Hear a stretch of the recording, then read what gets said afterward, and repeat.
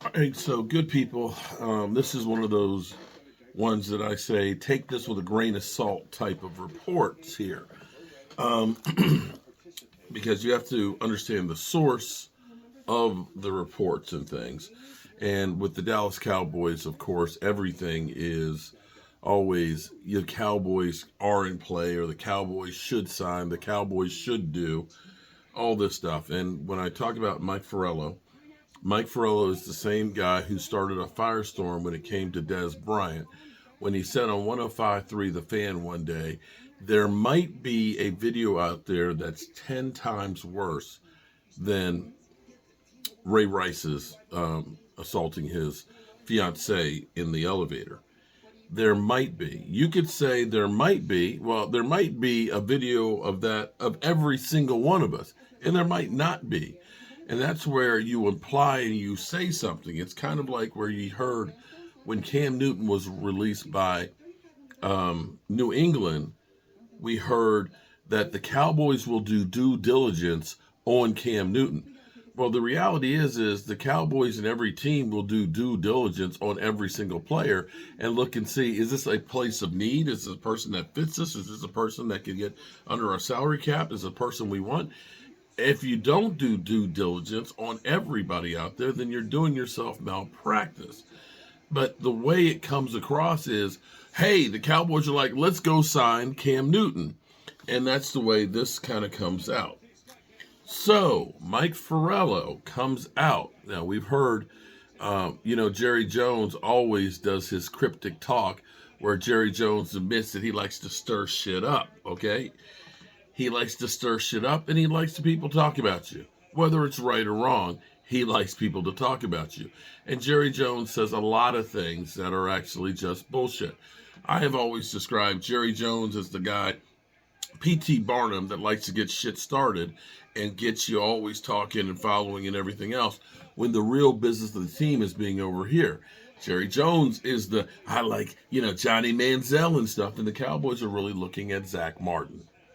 So Mike Farello, let me read this to you. I'm just seeing this come across, so I want to read it to you exactly as it is and evaluate it as it goes.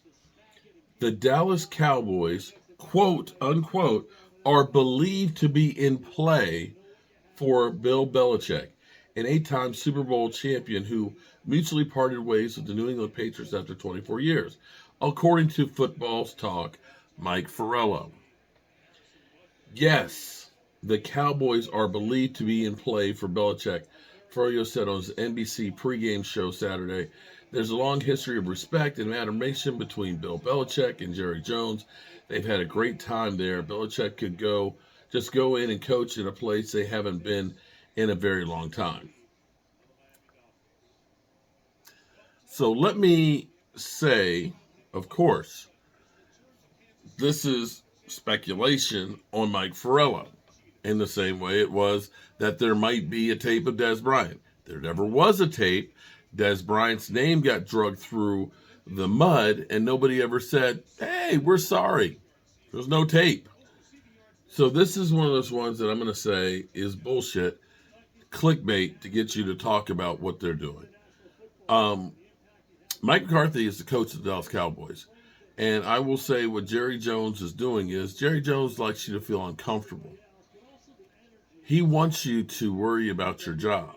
He feels like that gives you an advantage of fear of losing your job to do whatever it takes to motivate a player or coach in this manner.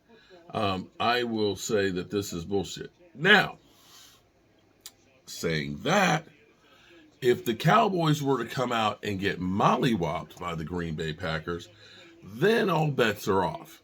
So I still don't know if Bill Belichick still has it as a coach, though. This is one of those things where sometimes you have to look at a coach and say, have they lost it?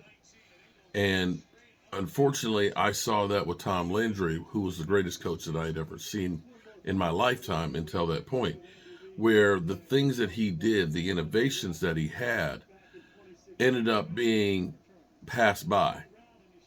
He was an innovator. They came up with a computer to determine, using statistics, whether or not a player was going to be a good player or not. He came up with the shotgun. He ended up having the shift, the flex defense, all things that were innovative to football at that time. He was the offensive coordinator and the defensive coordinator as well.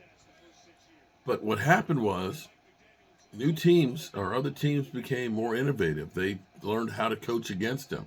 And the things that he was doing, he didn't change up, and he became old in what he was doing. And after seeing Bill Belichick without Tom Brady, you have to wonder, has he lost that magic that he had? And that's a real question, because right now you're looking at some of the picks that they've made in evaluation of talent seems to be not real good. And you see the difference of him without Tom Brady. You wonder, was it more Tom Brady than it was Bill Belichick? Just kind of putting it out there. The thing that's crazy to me is the two are going deep.